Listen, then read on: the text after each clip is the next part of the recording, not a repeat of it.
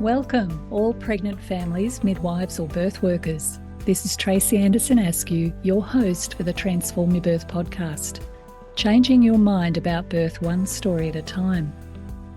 Each week we will be exploring a birth story through the lens of what birth can teach us. I'll be digging deep into each story so you can learn what it is that can change the way a birth unfolds. We can't control birth, but we can influence it. So listen in to find out how. Enjoy. Lizzy did her best to not overthink birth and was very selective about where she got her information. She did the Transform Your Birth course and realised very quickly that she wouldn't be in control of birth and was able to surrender to that knowledge and ultimately feel calm about giving birth. At the end of her pregnancy, she experienced a very itchy condition called PUPP rash and chose to induce at 41 weeks. Her induction kicked into gear very quickly after they broke her waters. Her baby was in the posterior position, and so she opted for the epidural. Lizzy uses it wisely and is able to let it wear off in order to push her baby out. Lots of wonderful learning from Lizzy's story. Enjoy. Before we begin, a note from our sponsor. This episode has been brought to you by Transform Parenting, an organisation that provides courses, coaching and community from pregnancy through to the first 7 years of a child's life. Most of the stories you will hear through this podcast are graduates of the Transform Your Birth workshop held in Canberra. Our Transform Your Birth Today course is now available to anyone, anywhere, at any time, and includes all the wonderful wisdom of this course and live weekly catch-ups when you need it with our host, Tracy. For a little taste, please accept our pregnancy gift offer, which contains free the first few lessons and some essential wisdom for pregnancy. The link can be found in these show notes or visit transformyourbirth.com.au. And now for the episode.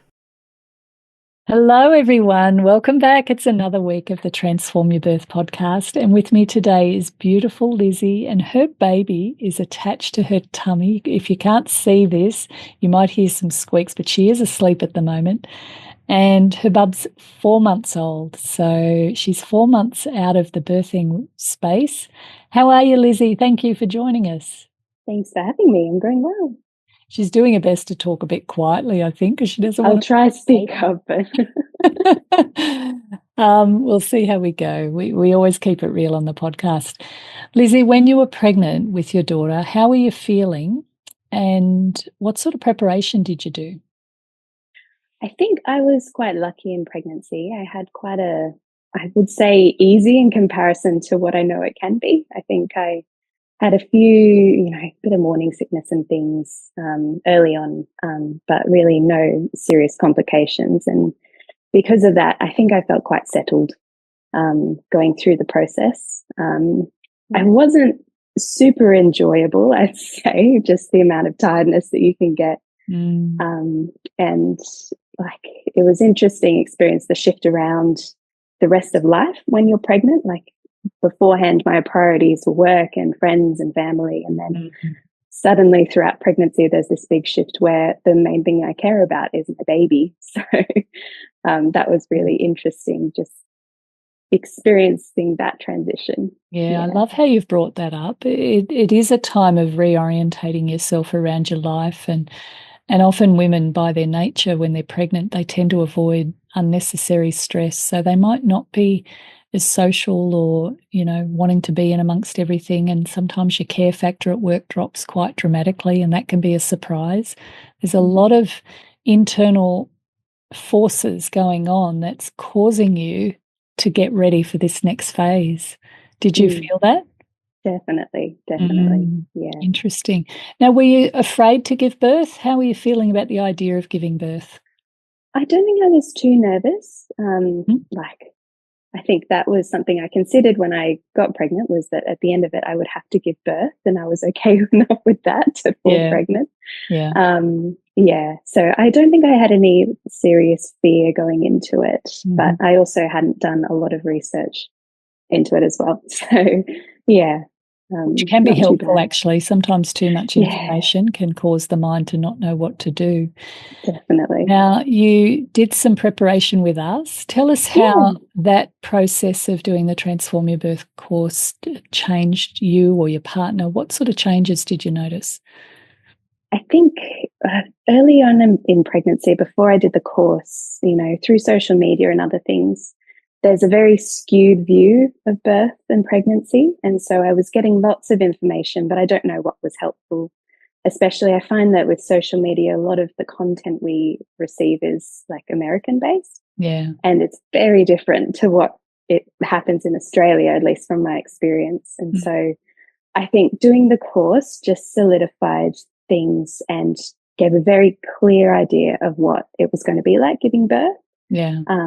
And that really helped my husband too. He's not medical, he has no experience with it. So that kind of gave him a really good sense of what to expect. And I could also form a bit of trust in him as well, that when we were going through it, he knew what was up and what's going to happen. Yeah, cool.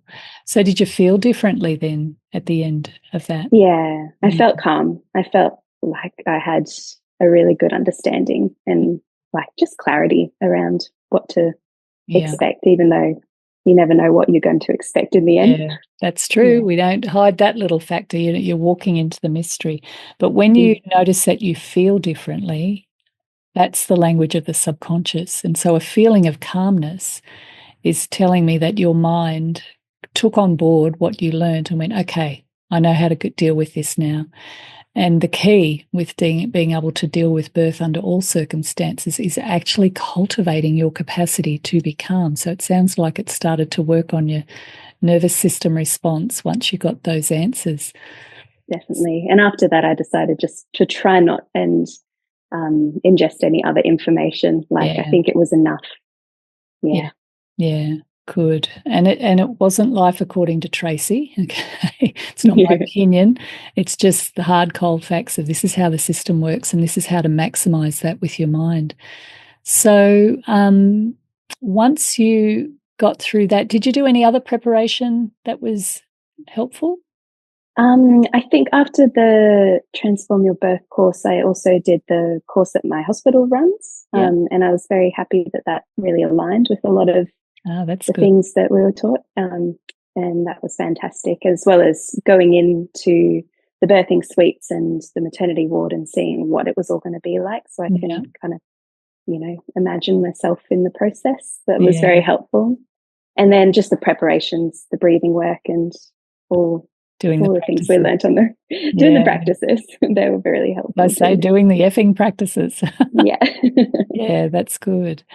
Hospital classes, I think, are great and worth going to. Hopefully they're great. They're all different, obviously, but they're worth going to because you get a sense of the place of birth that you're birthing in and what their policies are and how they approach things, and getting a vision of also the rooms and spaces like that can be really helpful to allay, the mystery a bit and help you to feel more comfortable in that space. Did you find that? Definitely. Yeah. Yeah. I could picture myself and just, imagining that process in the actual space was really helpful. Yeah, beautiful. Now, as your pregnancy progressed, you got a lovely little condition. Do you want to tell us a bit about what happened towards the end of your pregnancy? Yeah, so at 40 weeks, I developed a PUPPs rash, which is kind of like, from what I understand, your body sees stretch marks around your belly and then interprets it as an issue, and then you develop pretty much hives across those stretch marks, which was atrocious. It was probably the worst pregnancy symptom I experienced throughout the whole thing, and at 40 weeks. So that was really, really uncomfortable, and it just progressively got worse. And I was one of the unlucky few who actually experienced it for 2 weeks after giving birth as well. It got worse and spread throughout the rest of my body, down my arms and legs. So it was not a fun time. Itchy. Very itchy, extremely itchy. Yeah. So that influenced your decision making then, didn't it? Tell us what happened then.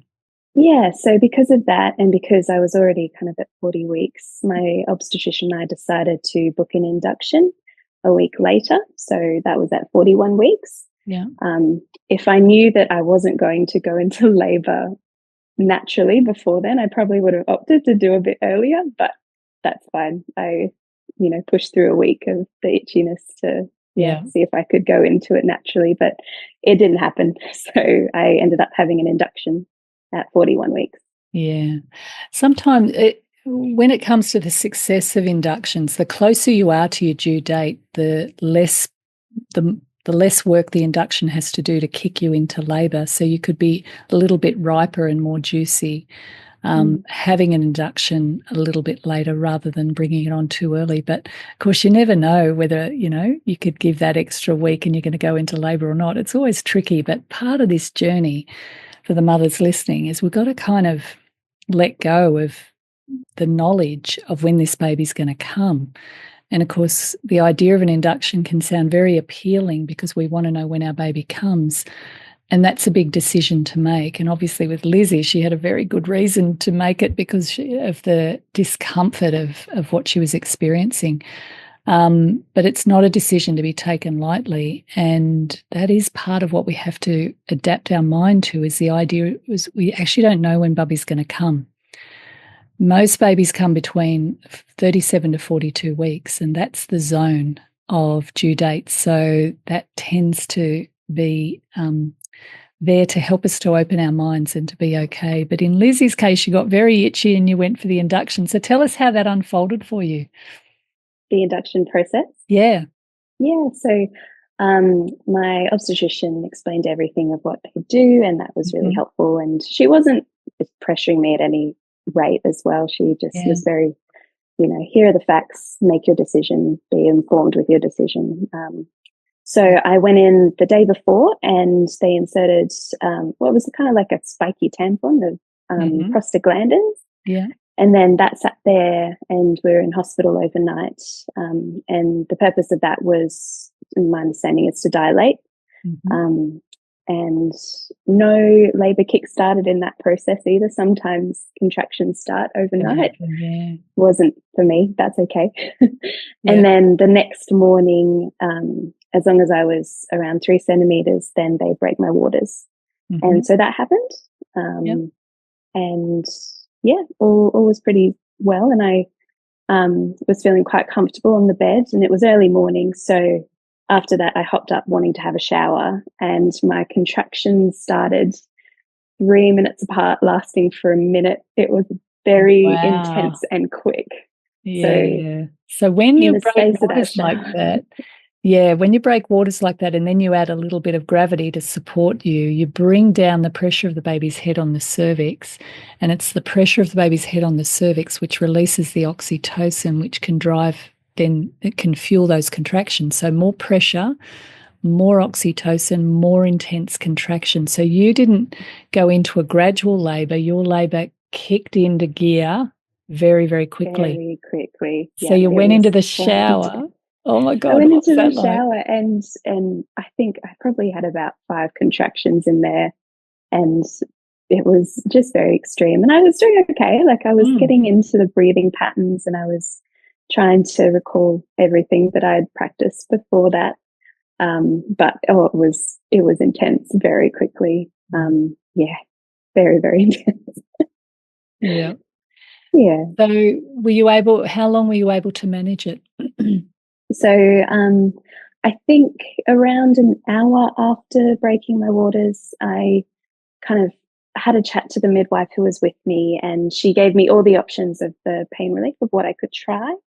And like I felt like I'd kind of lost control because I didn't have that gradual ramp up to kind of start to work on, the techniques. So I tried some gas and that wasn't for me. I felt a bit uncomfortable with the feeling of my mouth when I was breathing in and out. And so I opted to have an epidural, and that kind of waiting for that was another maybe 2 hours. So it was about 3 hours after waters breaking that I received the epidural. And did they give you the synthetic oxytocin in that time? No, they didn't. They felt that everything was going pretty well without it. But after the epidural, that did slow down contractions. Right. And my baby was also posterior, so the contractions weren't regular, like they were different in length. So once I'd started the epidural, that's when they started synthetic oxytocin too. Yeah, it's good. I'll just come in on that point because with induction, we often can be told that, first we're going to do something to ripen your cervix, then we're going to break your waters, and then we're going to administer synthetic oxytocin. And you can have one or two of those procedures, like even the first one can be enough to kick off labour, or even 1 and 2 can be enough to kick off labour, which is what happened with you. And you don't necessarily need to have the synthetic oxytocin, because if you're getting contractions, you're in labour. And that's always good to realise that you can say no and say, I'd like to give my labour a chance to just progress naturally from here on in, and to delay synthetic oxytocin, or simply say no to it. But what Lizzy's just told us is true, that when you have an epidural, it can slow down labour, and they then often might administer synthetic oxytocin to keep the labour going.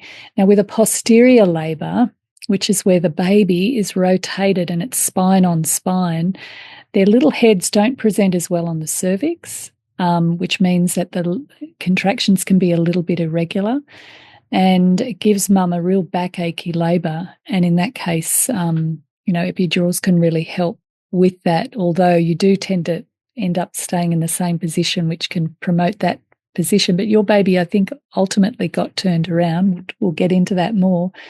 How was that when you had the epidural, and did they administer the synthetic oxytocin then to keep it going? Yeah, they did. So once with the epidural, and I was lying down slightly inclined, and had the synthetic oxytocin going. But at some stage after that, the epidural stopped working on half my body. So I started experiencing contractions again, but only on my right side and in my pelvis and back. And I was able to go for quite a while as that was happening. But ultimately, after maybe 4 or 5 hours, we had my obstetrician come in and say, look, we're going to stop the oxytocin at that stage. Let's get a bit more on top of your pain. And they ultimately got the anaesthetist to come back in and redo the epidural, so it was more effective. It felt like all of the medication was going to one side, and so I had a completely numb, dead leg, and then the other side I was feeling everything. So it was a very strange experience, but yeah. I've heard women talk about it can accentuate the pain more when that happens, when the epidural's only partially blocking. Yeah, it can make the pain that you do feel more intensified. So that's a bit unfortunate. But anyway, you got through that, obviously. Got through that. Yeah. Again, use breathing techniques that we learned, and that was helpful. Oh, hello. I'm just saying up and give a bit of a bounce. And so after that, it started working well, and restarted the synthetic oxytocin, and I had a bit of a nap after that when I had the full relief, and that was quite helpful because I was a little bit tired by that stage. Yeah. And then how did you know when it was time to start pushing? How did that stage start to emerge? So it was around, I think from what they said, I wasn't really paying attention, but around 8 centimeters was when I had the epidural redone. And so a few hours later, my obstetrician came in and did an examination to see how far dilated I was. And I was 10 centimeters by that stage and fully effaced and ready to go. And the pain relief was really good. And then I started to have better feeling through my legs at that stage. Right. And she said, all right, how do you want to push? And I said, I have no idea. What are my options? So with the midwife and the obstetrician, they suggested different positions that I could try. So thankfully, I had a fair bit of mobility. I had to stay on the bed, but they were happy for me to kind of roll around and move around. So they got me kind of sitting on the edge of the bed and having a platform underneath my feet and pushing in a kind of squat position upright. But after maybe about 3 or 4 contractions there, Hayley was getting a little bit uneasy. Her heart rate and things were not behaving as they would hope because she was being monitored at that stage, which is fine. So we changed positions. So I was facing the back of the bed and kind of resting on my elbows, and the back of the bed was up a bit. So I was in a kind of similar squat position, but leaning a bit further forward.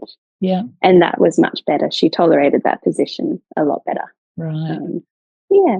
Isn't And that I could feel the contractions, but it didn't feel uncomfortable at that stage. It just felt like I was tensing my abs, and that way I could kind of time when to push as well. Yeah. And so then how did that unfold, the pushing stage? Tell us more. So for me, it felt like it lasted for about 20 minutes. Mm-hmm. But later on, my husband said, no, that was intense. You went for 2 hours. Yeah. And so it took a very long time.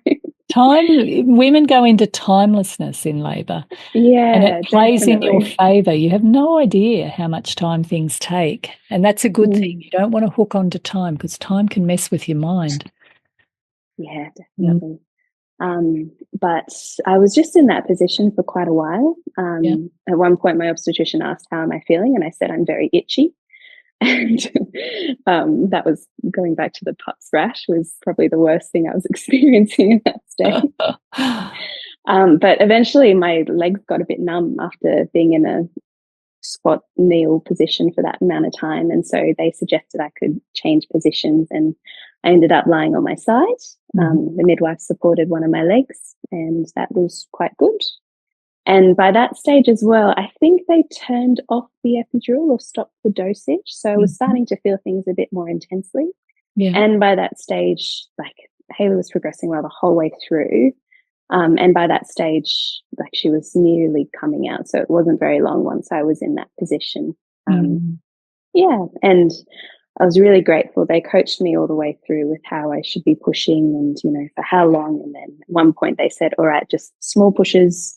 Let's try and protect your perineum as she comes out. And they're really, really good. Yeah. Yeah. And you told me earlier that at some point your doctor helped to rotate her because she was. Oh, yes. Yeah, tell us about that. So before my doctor said, how do you want to push? She went in and between contractions manually rotated my baby so that she would be in a better position. And she got her almost all of the way around.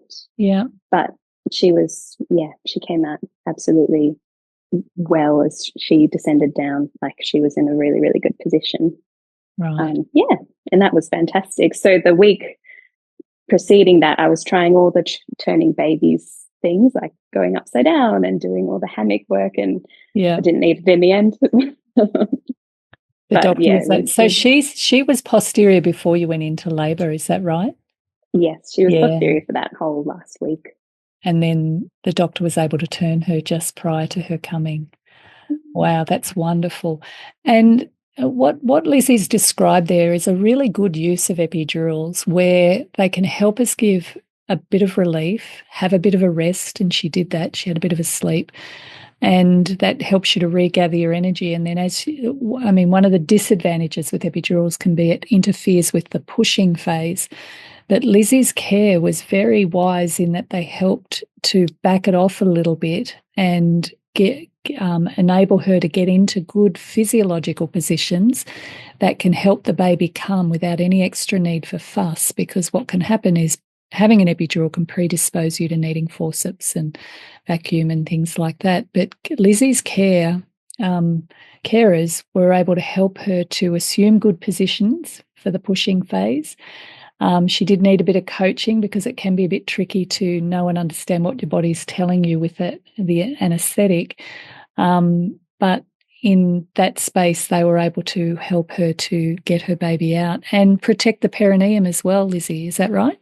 Yeah. So I did end up having a second degree tear, but they were helping me, I guess, avoid anything further than that. Yeah. That's beautiful. And was that a big deal when you got the second degree tear to you? How did that? No, I don't think so. I think after Haley came out, my obstetrician did mention, okay, there was a bit of tearing there, so I'll repair that while you're doing you're skin to skin. And at that stage I was like, oh, how severe is it? Because I know the impact it can have on your pelvic floor if it's a large one. But after she said it was second degree, I thought, no, it's fine. I don't mind. And of course I didn't feel it at all. So it was all okay by that stage. The whole idea of tearing can be really mess with women's minds, and rightly so, because it involves our sacred cave. However, at the time, it's often the last thing you're thinking of, and you don't tend to feel it when it's happening. So it's not something that, you're actually going to feel at the time, because there's so much pressure in that space already, and the body's designed to heal. I subscribe to not even knowing whether it's a first degree, second degree, third degree, because that can actually create the fear in your mind, just knowing that the body can heal. Oh my gosh. We've woken up. Yes, if you're not able to watch this, it's a shame, because I'm just gazing at the most gorgeous little one. She's just lovely, and she's woken up, so she's all alert, and she's looking at me and wondering what's going on. You're on a podcast, little Hayley. Isn't that exciting? We're talking about you. So what was it like when you met her? Tell us about that stage. Yeah, it was good. It was a really enjoyable time. As she came out, my midwife and obstetrician were stimulating her, making sure she was breathing, because she took a little bit of time to take her first cry. But once she cried, it was the relief. Everything is good and well. And she was popped on their chest, and we had a good amount of time there, probably about 45 minutes or more at that stage. And it was, really, really lovely. Nice. I had in my mind that, we need to try and do our first feed and give her some opportunities to get that going, but she didn't want to, and that was because she was going to have some issues feeding later on, so that's okay. It was still really, really lovely, and just taking her in with my husband looking on, it was really, really precious. It's a precious moment, isn't it? The mystery of what they look like has been revealed. Yeah, and she has little birthmarks on her forehead, and I remember looking and be like, oh, she's got birthmarks too. Little cherries, they fade. Yeah. That's beautiful. So, Lizzy, going through that experience, you did the preparation, you did the practices, you had to deal with a posterior labour, you had to deal with PUPPs, you were able to get her turned right at the very end, which was wonderful.